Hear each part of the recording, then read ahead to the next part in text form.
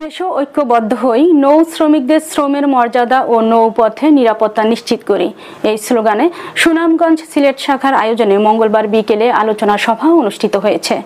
নৌপথে চাঁদাবাজি, সন্ত্রাস, ডাকাতি, নৌ শ্রমিকদের উপর নৌ প্রশাসনের হয়রানি বন্ধ করার দাবিতে এই আলোচনা সভা অনুষ্ঠিত হয়। অনুষ্ঠানে প্রধান অতিথির বক্তব্য রাখেন বাংলাদেশ জাহাজি শ্রমিক ফেডারেশনের সাধারণ সম্পাদক মোহাম্মদ সবুজ শিকদার।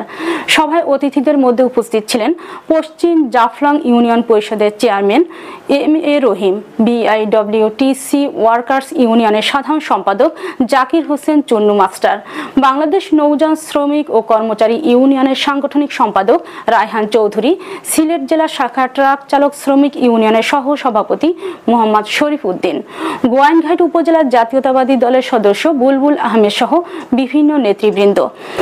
এ সময় বক্তারা বলেন, 2023 সালের গ্যাজেট অনুযায়ী ঈদের আগে সকল নৌযান শ্রমিকদের বকেয়া বেতন ও বোনাস পরিশোধ করতে হবে।